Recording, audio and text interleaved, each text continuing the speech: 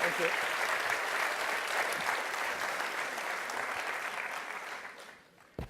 So we'll go to about 30, 35 minutes where I have some questions that I prepared for Jack. He hasn't seen them. So hopefully we'll make it somewhat entertaining. And then Alicia, where's Alicia? So she'll wave at me, and then we'll do some Q&A. We have mics set up, and I'll talk about that when we get to it. And it is a fireside chat. Where was my fire? It's fireside chat, so the GSP was nice enough to provide a little picture of a fire. Although with 95 degrees out there, I'm not sure we needed any fire. Jack, yeah. We were both in Seattle. I'm not reading my email. I'm reading my notes here. We were both in Seattle last couple of days, and you were part of the delegation that traveled with President Xi. And there were many interesting things that were discussed, and you were on a panel Tuesday morning that included entrepreneurs that were selling sausages and brewed coffee, and what common themes with the President Xi, what common themes did you all explore, both on the Chinese side and what did you hear on the U.S. side? Well, first I would like to thank Stanford for giving me this great honor. I never thought that I can have this privilege to get this award. Because remember 20 years ago when Seattle discovered internet, and 19 years ago, first trip to come to the Silicon Valley. And I was so excited by people, especially in the evening, all the roads, traffic jam. I'm excited about that, especially in the Sunday and Saturday weekends, all the parking lots, there's no place to parking car. I think this is so exciting, which China should have that. And I go back, and that's right, now we have a traffic jam, but we all, so we went back and started the business. Well, and I never know I would be able to survive for 20 years. So I call myself like a blind man riding on the back of a blind tigers. And for 20 years, survived to today, still surviving. But we want to make this company last 102 years. So we finished only 16 years. There are 86 years to go. So I hope that 86 years later. Explain why 102. So you started in 1999. Yeah, because in China, everybody wants to make company for the last 100 years. This become a slogan. Nobody take it seriously. So if you want to give, the KPI to your people, it should be very specific. Then people know it's serious. 102 years that we were born in 1999, Alibaba. So last century we had 1 year, and this century we want to have 100 years. Next century, 1 year. 102 cross 3 centuries. So very specific. So in our company, we never talk you're successful or not, because we think there are 86 years. Next to 86 years, there are many chances that you will fail. So that's why we say, don't talk about you're successful. 86 years later, we talk about it. So. Well, I think the Seattle trip was very good, and we heard what the American entrepreneurs and business leaders worry about, and I think the American business leaders also hear what we worry about, what we need. But I think that in the essence, all the entrepreneurs and the business leaders in the world are the same. We want to create values for the others, but there is a lot of a misunderstanding between us. And my suggestion is that the U.S. and China should not like a chicken talks to ducks. Everybody wants to tell. Nobody listen. We need a common language between chicken and ducks, right? People talk the same language. We have the same standard. And I think this kind of dialogue is pretty effective and useful. And I suggest that we should have a U.S. and China business dialogue talk annually, every year, once in America, once in China, get the government leaders sitting there and how can improve the business environment. Normally, government leaders have a lot of dispute, argue, but business people, we talk a lot. If we don't talk, there will be problems. So I think the Seattle trip is good. Yeah. Yeah. Good. Surprised you even answered my question. That's good. Usually he'll just talk about whatever he wants to talk about. So thank you. But I try to talk the duck's language, you know.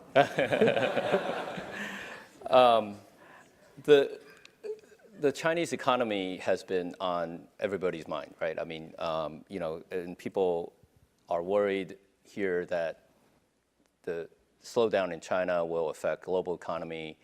How are you seeing things? I mean, obviously the stock market has been kind of a symbol of something that's a bubble, but what is going on in China from your viewpoint? What's your perspective? I mean, you're not an economist, but you see so much going on there. Yeah. Well, first, I think people in the States, in the West, worry about China. I think it's a good thing. Because every time when West worry about China, China go up. And when people in the Western think, wow, China's have a good future, and China has a problem. And China, the Western has been suspect China growth for past 30 years, right? So that's fine, and it takes time for both sides to understand each other. Well, China, I think, keep on growing for 10, 11, 12% for so many years. I don't think it can last long, and it's impossible. As I said, it's like a human body. When you are 1.8 meters tall, you cannot keep growing like that pace all the time. You have to keep grow in your quality, the brain, not the body size. And especially today, I don't think, first, it's impossible to keep 10, 15, 11% growth annually. Second is that China needed to be slowed down and have to learn to be slowed down. Because when you see the water, when you see the air, when you see all the resources we used, it's impossible and it's ridiculous. And we don't want to, China have making a lot of money, and we spend the money on the medicine and spend the money in the hospital. This cannot work. So on the other side, people like me, I think China is slowing down for 7%. Good. But the thing, even 7%, think about, we are still the fastest growth economy in the world. And with the 7% of the total GDP, think about it, guys. This is lots of money. We should use the money in a better way. We need the quality, not the quantity. 30 years ago, we need a lot of quantity, but now it's quality. So I think in the West have a high expectation that China should have quality. China should control the air and pollution and this and that. When we really start to do it, people start to worry, which is fine, but it's slowing down. On the other thing is that I think China economy is not that bad. There are two things. There are three called the three mace, right? Horse carriages, yeah. Right? Investment, infrastructure, exporting, domestic consumptions. These are the three things that China's always proud of, that these are the three engines that put China economy grow. But the investment of infrastructure slowing down. And exporting slowing down.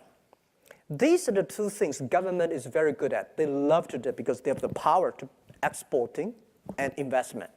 But there's one thing they could not do it good way is the consumptions, because consumption is not done by government. Consumption is done by entrepreneurship and market economy.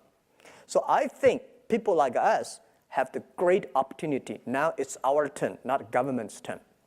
After 30 years, government pushed the economy in their way. And now it's our way. So I consider this as an opportunity for real market economy. And the next thing is that I said yesterday on a conference to the dialogue, there are a lot of misunderstanding, culture difference between American and Chinese. When Americans think about the economy is slowing down, that means people don't have money to spend. No, guys, different.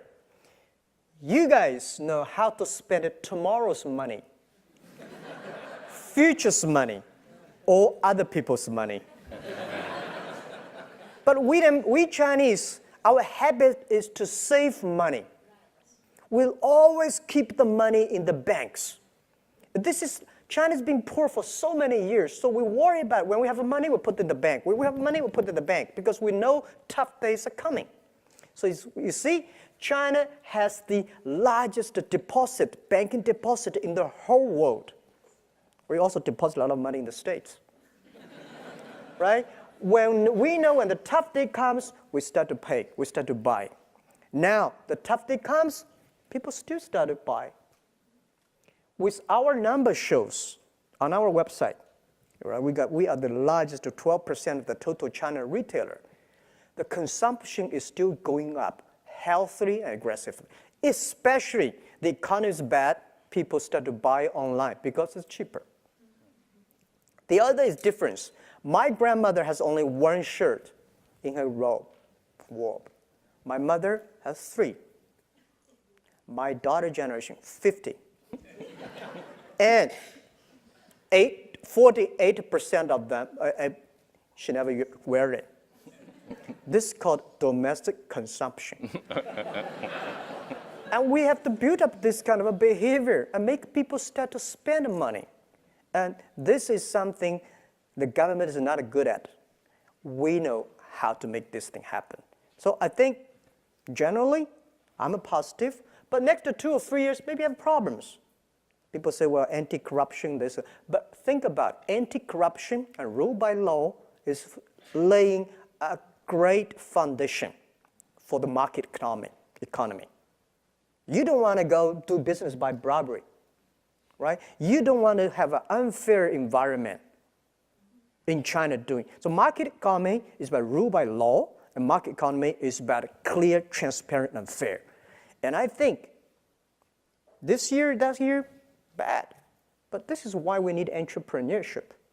This is why we need that the business to drive the economy. So I'm a positive, and when people worry, I'm happy. When people are too happy, I start to worry. Because, and don't worry about the things the president is worried about. Worry about the things that nobody worry about. And this is the opportunity.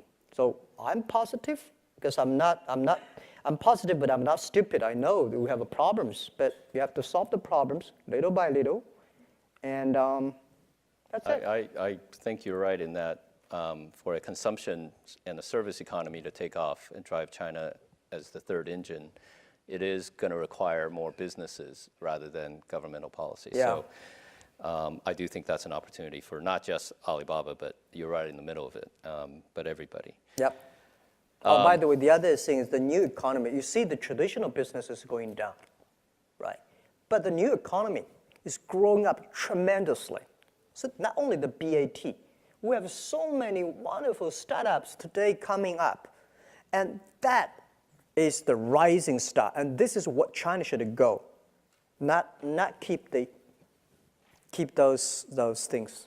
Yeah, nobody can go back to yesterday. And even you want to go back to yesterday, even if you can go back to yesterday, you don't want to.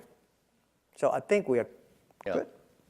Well, I mean, my perspective from being there yesterday is that I think both the government leadership and especially the business communities are emphasizing that our differences are not that big in the grand scheme of things, and that the U.S. and China are going to have to be key partners to solve the world's problems in the next 30 years. So, so it is largely a collaborative effort, and I think, Jack, if we collaborate, we could a lot of American dreams and Chinese dreams and world dreams. If we don't collaborate, it will be a nightmare. Yeah. Yeah. Well, let's turn, and you're here tonight because of the entrepreneurial spirit of you and your founders. And obviously, when Alibaba started, it was no such thing as e-commerce. But before, if I may, before we get to Alibaba, you were kind of a serial entrepreneur, because when I in fact, you also know about government, because when I first met you in 1997, you were in a government in between startups, I guess, and you always dreamed of creating something. And maybe you can talk a little bit about what did you see when you were at the government. You were coming off of another startup, and that everybody's very familiar with your story, but I think that part of it was very important to you, because then you went back to Hangzhou and started Alibaba. Yeah. So maybe talk about that, and then talk about what did you end up seeing in 1999 that made you decide that Alibaba was it. Yeah, okay, good. Jerry knows me. so well. And by the way, Jerry, not only the entrepreneur, and he's a wonderful investor. He's probably one of the best investors in Silicon Valley, right? I'll give you my version. He's sitting on my board because very few people see the real things in his heart. He's so smart. I remember that the day when we negotiated with Yahoo, buying the Yahoo, get $1 billion. Today, people think it's a good deal, but at that time, it was a big risk. It's not easy. That many years ago, put $1 billion inside, and we were almost separate because we are not happy about this and that. And his CEO at that time. He was not the CEO, right? Yeah. And then he said, we almost are separate. And he said, call me. He said, Jack, can you come and tonight we have a drink? For final he effort. can't drink that much back then, so. Yeah. And then I said, okay. So he took me to a small, tiny Japanese restaurant, bought me big glass of sake. And we drink and try to convince me how wonderful Yahoo is. And after the drink, we say, okay, let's keep on talking good. The most expensive sake I've ever heard in my life. Well, now I'm pretty sensitive about a sake now. I know. I was going to invite you to some sake after this, but I guess I better. But I think that. But I'll continue to answer your question. Yeah. I went back to China with the Seattle dream of the internet. I believe this thing is going to change the world. I believe this thing will be big. But whether Jack Ma and his team can be successful, I don't know. I told the team somebody will be successful, but may not be us. We have to work very hard. So it were tough days in China, year 1996, 1997, and then we go nowhere because I borrowed $2,000 from my friends and families and relatives together. So we compete with China Telecom. They have money, they have the SOE, they're state-owned business. They compete with us. Finally, they cannot kill us because we want to survive. And we, of course, cannot kill China Telecom. So we had a joint venture. They have a 70%, we have 30%. And I was so stupid, I think they really love us. But they got us because they want to kill us. 7 boss seats, they have a 5, we got a 2, everything without even say our idea, say we don't like it. So I say, maybe I should go to Beijing, join the government. Maybe they can help us promoting the internet. So we went to Beijing, joined the MOFTEC, Ministry of Foreign Trade, as a part-time job, contract for 14 months. Working inside, I found government can never, ever promote the internet, make internet business. Because the philosophy of internet is try to develop, how to make other people develop the business. But the government, they want to control at that time. So it's a totally different philosophy. They are smart, they're good people, but they think, how can I make it using internet to manage and control? But we think we should not control, making other people develop. So different philosophy, I think it won't work, so I left. And then during these days, I met Jerry Yang, all right? And then I think, well, no chance in the government, no chance in that, and then I believe we should not give up. So I was in a desperate and think a lot. Let's go do it again. So we went back to Hangzhou. I invited the 18 my students and friends in my apartment. Year 1999, February 21st. We took the video. I was talking about the future. People look at me, these guys crazy, right? But most people cannot find jobs. So I say, well, if you have an idea, let's do it. And then, well, good thing is that we keep all the video. Our company probably kept the most of the videos. And most of the companies. Yeah. Every meeting we had in the past 16 years, we videotaped because we know everything, every mistake we made, every decision made in the future, we will give our young people to study us. We're going to open in every 10 years. What happened? Why we make this decision? Even discussing with Yahoo, why we make join with Yahoo. We all videotaped. So someday we will open it. Yeah. So 1999 we started the business, and people ask why not Beijing, Shanghai, why Hangzhou? I mean, now Hangzhou is this hub of entrepreneur and startups and tech, but back then, Hangzhou is nowhere. And I think at that time, Nokia was so good at that time. And I said, guys, where's Nokia? It's a thing that some small island headquarters there. It's not where you are. I don't see it. It's where your heart is, where your vision is. So we said, Beijing, they love SOE, state-owned business. Shanghai, they love multinational companies. IBM, Microsoft, they embrace you. Startup, entrepreneur, forget it, right? So I said, if in Beijing, we're nobody. In Shanghai, we're nobody. If we go back to Hangzhou, we're the only child of the local family. So we started. Yeah. And local children are very much prized and well taken care of. And I think Hangzhou has benefited greatly by Alibaba, but I also think Hangzhou has always been very entrepreneurial in fostering what you guys have done. Yeah. So I have to rebut your story because, and maybe there's a video somewhere, but I think that one of the reasons we at Yahoo at that time, and it was 10 years ago. Yeah. So this is the 10 years of that deal. But it was clear to me that we at Yahoo could not have built a China business, and we had a product at the time that was competing with the Alibaba Taobao auction, and we were very successful in Japan. Yahoo Japan had built a really great commerce product, and so we thought we can use the same idea to build something in China.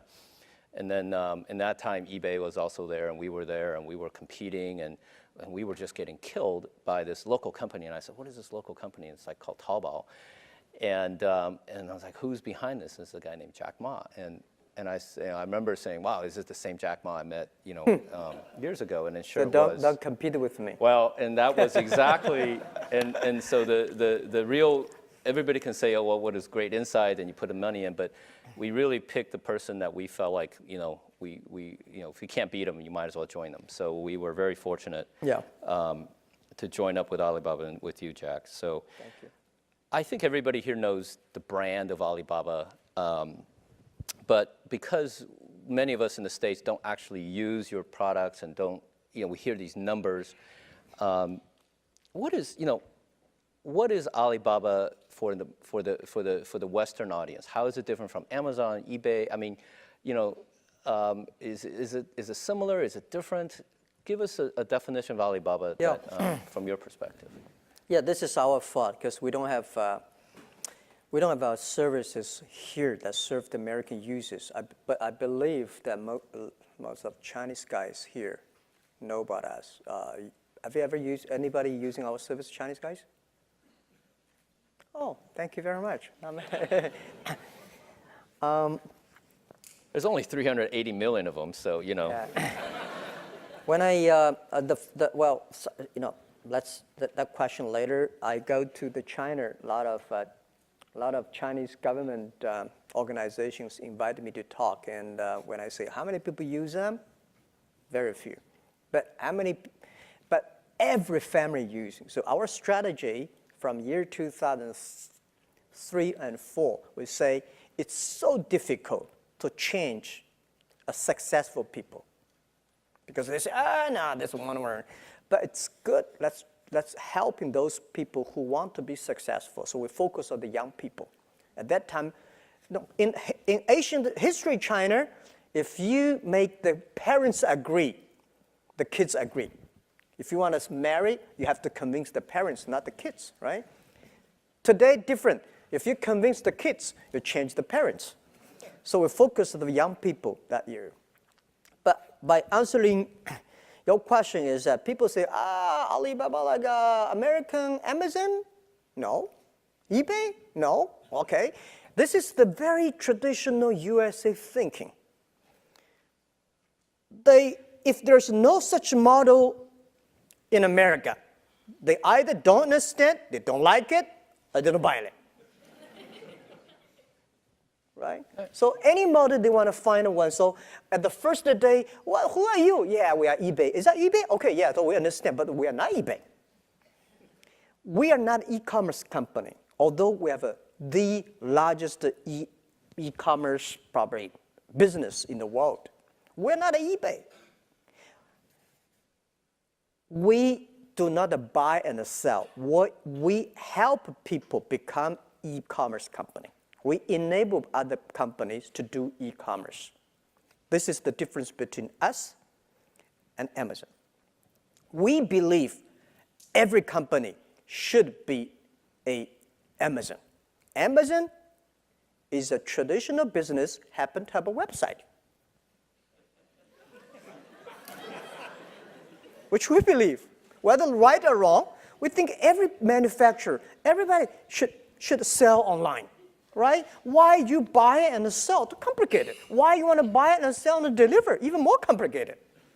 So we think we should making sure everybody using the e-commerce, using the payment, using the marketplaces, using the logistics system, using the data to build up their own business. So who are we? Yeah, we have the largest payment in the world. You probably don't know, we are 11 times bigger than PayPal, right? We are bigger than eBay plus Amazon together on the sales, and we deliver 30 million packages and more than that per day in China. What does that mean? Total USA package delivered today put together less than 30 million. So we have this business, but people consider us as e-commerce. Who we are infrastructure of business in China. If you want to find buyers and sellers, our marketplace help you. Taobao, Tmall, Alibaba. If you want to having a payment, financial service, Ali Ant Financing help you. If you need a data service, Ali Cloud Dating service will help you. By the way, people only know about cloud dating here, the Amazon. Soon you will know us. And the third, logistic. We got 2 million people deliver products for us. So people in the States always question, how can you deliver things? And why you don't have your own deliver guys? Guys, the difference between USA and China is that you have a UPS, Federal Express, wonderful system. The traditional e-commerce company in the States, that they still do some supplementary to that. China,